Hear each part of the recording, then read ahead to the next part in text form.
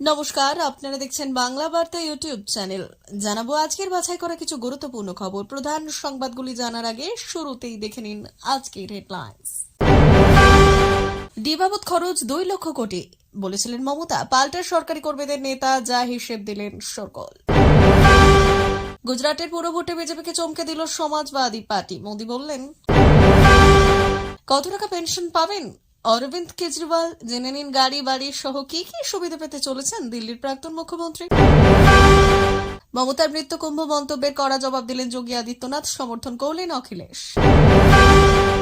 দুয়ারে সরকারি লক্ষ্মীর ভান্ডারের জন্য আবেদন করেছেন, কবে টাকা পাবেন জানানো হলো তারিখ।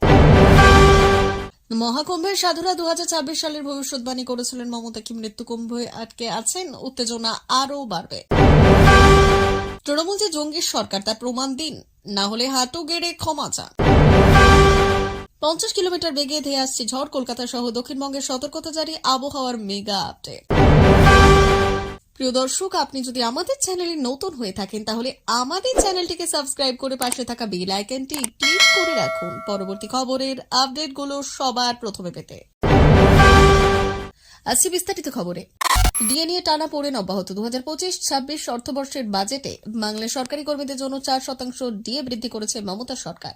সেখানে তাদের দাবি ছিল কেন্দ্রীয় হারে ডিএ, এপ্রিল থেকে বর্ধিত হারে ডিএ পাবেন সরকারি কর্মচারীরা। এদিকে কেন্দ্রীয় সরকারি কর্মীরা বর্তমানে সপ্তম পে কমিশনের আওতায় 53% হারে ডিএ পাচ্ছেন। ফলে কেন্দ্র রাজ্য ফারাক সামান্য কমে দাঁড়িয়েছে 35%। এরই মধ্যে মঙ্গলবার বিধানসভা দাঁড়িয়ে বাজেট বক্তৃতা ডিএ প্রসঙ্গ টেনে নাম না করে সিপিএম ও বিজেপির কর্মচারী সংগঠনকে একজোটে নিশানা করে মুখ্যমন্ত্রী মমতা বন্দ্যোপাধ্যায় বললেন, যারা মাঝে মাঝে নাটক করে সরকারি কর্মচারীদের মাথা খারাপ করেন তাদের জন্য বলছি, বাম আমলে 35% ডিএ দেওয়া হয়েছে।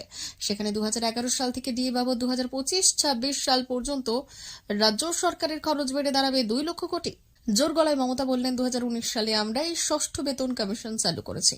তার আগে পর্যন্ত আমরা সরকারি কর্মীদের 90% মহার্ঘ ভাতা প্রদান করেছিলাম, যেটার আর্থিক পরিমাণ হলো 1,67,000 কোটি টাকা। 2019 সালে আমরা যখন ষষ্ঠ বেতন কমিশন চালু করি তখন বেসিক পের সঙ্গে 125% ডিএ যোগ করে তাদের বেতন 2.57 গুণ বৃদ্ধি পেয়েছে। 16 ফেব্রুয়ারি অনুষ্ঠিত গুজরাট পুর নির্বাচনে ক্ষমতাসীন বড় জয় পেল ভারতীয় জনতা পার্টি। জোরাগড় মিউনিসিপ্যালিটি কর্পোরেশন বিজেপি জয়ী হয়েছে। এছাড়া যে 68টি পুরসভায় ভোট অনুষ্ঠিত হয়েছিল তার মধ্যে 60টিতেই বিজেপি জিতেছে। এছাড়া 3টে তালুক পঞ্চায়েত গান্ধীনগর, কাপাডভাঞ্জ এবং কাঠলালের পদ্ম ফুটেছে। বিজেপির এই জয়ের পর প্রধানমন্ত্রী নরেন্দ্র মোদী এক্সে একটি পোস্টে দলকে অভিনন্দন জানান। এর পাশাপাশি গুজরাটের সঙ্গে পদ্ম শিবিরের নারীর টানের কথা তুলে ধরেন। এদিকে বিজেপির এই জয়ের মধ্যেও একটি পুরসভায় বিজেপিকে চমক দিয়েছে সমাজবাদী পার্টি। এই নিয়ে মোদী লিখেছেন, বিজেপির সাথে গুজরাটের বন্ধন কেবল অটুটই নয়, দিন দিন তা আরও দৃঢ় হচ্ছে। রাজ্য জুড়ে অনুষ্ঠিত স্থানীয় নির্বাচনে বিজেপিকে সমর্থন করার জন্য আমি গুজরাটের জনগণকে ধন্যবাদ জানাই। এটা উন্নয়নের রাজনীতির আরও একটি বিষয়। গুজরাটের মানুষ যেভাবে বারবার আমাদের উপর আস্থা রাখছেন তা সত্যিই বিনয়ের বিষয়। এই বিশেষ আশীর্বাদগুলি মানুষের সেবায় কাজ করার জন্য আমাদের আরও শক্তি দেয়। আমি প্রতিটি বিজেপি কার্যকর্তার প্রশংসা করতে চাই, তাদের প্রচেষ্টার জন্য এই অসামান্য ফলাফল এসেছে। রাজধানী নয়াদিল্লিতে নতুন সরকার গঠন এবং নতুন সরকারের শপথ গ্রহণ নিয়ে প্রায় সমস্ত প্রস্তুতি সারা। চারিদিকে যেন সাজো সাজো রব। যদিও দিল্লির মুখ্যমন্ত্রী কে হবেন তা নিয়ে কোন রকম অফিসিয়াল ঘোষণা করা হয়নি বিজেপির তরফে। সদ্য সমাপ্ত হওয়া দিল্লি বিধানসভা নির্বাচনে পরাস্ত হয়েছেন প্রাক্তন মুখ্যমন্ত্রী অরবিন্দ কেজরিওয়াল। সেই সঙ্গে তার দল আম আদমি পার্টিও ক্ষমতা খুইয়েছে। এবার প্রশ্ন উঠেছে যে ক্ষমতা থেকে সরে যাওয়ার পর অরবিন্দ কেজরিওয়াল কত টাকা পেনশন হিসেবে পাবেন। দিল্লির মুখ্যমন্ত্রী হিসেবে কেজরিওয়াল প্রতি মাসে 60,000 টাকা বেতন পেতেন, আর অন্যান্য অ্যালাওয়েন্স সহ বিভিন্ন সব মিলিয়ে 1.25 লক্ষ টাকা। যদিও এখন তিনি প্রাক্তন মুখ্যমন্ত্রী, ফলে মুখ্যমন্ত্রী হিসেবে আর কোনো বেতন পাবেন না অরবিন্দ কেজরিওয়াল। কিন্তু প্রাক্তন মুখ্যমন্ত্রী হিসেবে তিনি সরকারি জায়গায় থাকার জন্য অনুরোধ শুরু করতে পারেন। তবে প্রাক্তন বিধায়ক হিসেবে পেনশন পেতে থাকবেন অরবিন্দ কেজরিওয়াল। দিল্লিতে একজন প্রাক্তন বিধায়ক কত টাকা করে পেনশন পেয়ে থাকেন? বছর 2 আগে দিল্লির মুখ্যমন্ত্রী, বিধায়ক এবং প্রাক্তন বিধায়কদের বেতনের পরিমাণে পরিবর্তন এসেছে, যা কার্যকর হয়েছে 14 ফেব্রুয়ারি 2023 তারিখ থেকে। দিল্লি বিধানসভার ওয়েবসাইটে দেওয়া রয়েছে দিল্লির মন্ত্রী, স্পিকার এবং বিধায়কদের পাওয়া বেতন, অ্যালাওয়েন্স, পেনশন এবং অন্যান্য সুযোগ সুবিধার বিষয়। আর সেই তথ্য থেকে জানা যাচ্ছে যে দিল্লির একজন প্রাক্তন বিধায়ক প্রতি মাসে 15,000 টাকা করে বেতন পেয়ে থাকেন। যদি কোনো বিধায়ক একেবারে বেশি জয়ী হন তাহলে তার পেনশন প্রতি মাসে 1,000 টাকা করে বৃদ্ধি পায়। উত্তরপ্রদেশের মুখ্যমন্ত্রী যোগী আদিত্যনাথ পশ্চিমবঙ্গের মুখ্যমন্ত্রী মমতা বন্দ্যোপাধ্যায়ের মন্তব্যের কড়া সমালোচনা করলেন। মহাকুম্ভে পদদলিত হয়ে ৩০ জনের মৃত্যুর ঘটনাকে কেন্দ্র করে মমতা মন্তব্য করেছিলেন, যা যোগী ভিত্তিহীন অভিযোগ বলে দাবি করেছেন। বুধবার উত্তরপ্রদেশ বিধানসভায় বক্তব্য রাখতে গিয়ে তিনি বললেন, এই মন্তব্য কোটি কোটি মানুষের বিশ্বাসের ওপর আঘাত এনেছে। গত 29শে জানুয়ারি মৌনী অমাবস্যা উপলক্ষে মহাকুম্ভের সঙ্গমস্থলে পদপিষ্ট হওয়ার ঘটনায় ৩০ জন প্রাণ হারান এবং বহু মানুষ আহত হন। এই ঘটনার পর বিরোধীরা অভিযোগ তোলেন যে উত্তরপ্রদেশ সরকার তথ্য গোপন করছে। মমতা বন্দ্যোপাধ্যায় এই দুর্ঘটনাকে মৃত্যুকুম্ভ বলে অভিহিত করেন এবং যোগীর সরকারের বিরুদ্ধে অব্যবস্থাপনার অভিযোগ আনেন। মমতা বললেন, আমি মহাকুম্ভকে সম্মান করি, গঙ্গামাকে শ্রদ্ধা করি, কিন্তু পর্যাপ্ত ব্যবস্থার অভাব ছিল। কত মৃতদেহ উদ্ধার হয়েছে, দরিদ্র তীর্থযাত্রীদের নিরাপত্তা নিয়ে ভাবা হয়নি। যোগীর পাল্টা আক্রমণ। যোগী আদিত্যনাথ মমতার বক্তব্যের কড়া প্রতিক্রিয়া দিয়ে বললেন, মহাকুম্ভ কোনো রাজনৈতিক দলের অনুষ্ঠান নয়, এটি আধ্যাত্মিক এবং সামাজিক বিশ্বাসের সঙ্গে জড়িত।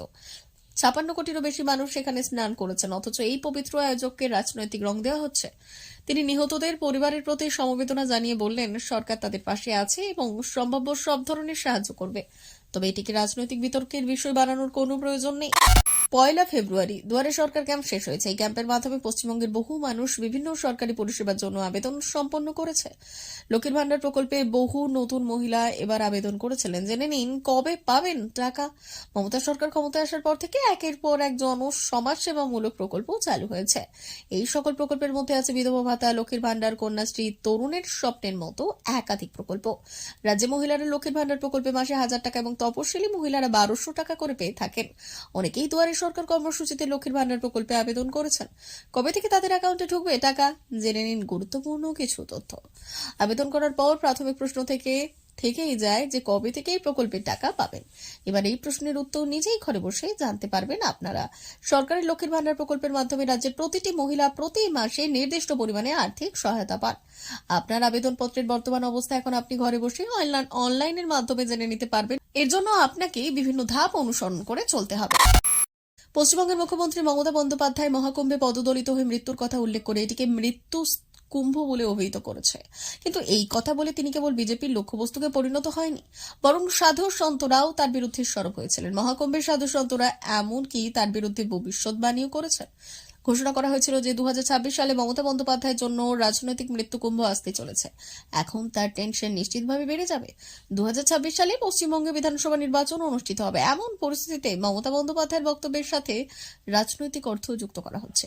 মমতা বন্দ্যোপাধ্যায় বললেন, সাম্প্রতিক পদদলিত ঘটনার পরিপ্রেক্ষিতে মহাকুম্ভ মৃত্যুঞ্জয় কুম্ভ হয়ে উঠেছে। মৃতের সংখ্যা কম দেখানোর জন্য তারা শত শত মৃতদেহ লুকিয়ে রেখেছিল। মমতা উত্তরপ্রদেশ সরকারের সমালোচনা করে বললেন, যথাযথ ব্যবস্থা না করেই মহাকুম্ভ সম্পর্কে এত প্রচারণা চালানো হয়েছে এবং বিপুল সংখ্যক মানুষ সেখানে পৌঁছেছে। মমতা দাবি করেছেন যে অনেক মৃতদেহ সেখান থেকে এসেছে এবং আমরা তাদের ময়না তদন্ত করেছি, কারণ পোস্টমর্টেম ছাড়া ক্ষতিপূরণ পাওয়া কঠিন ছিল।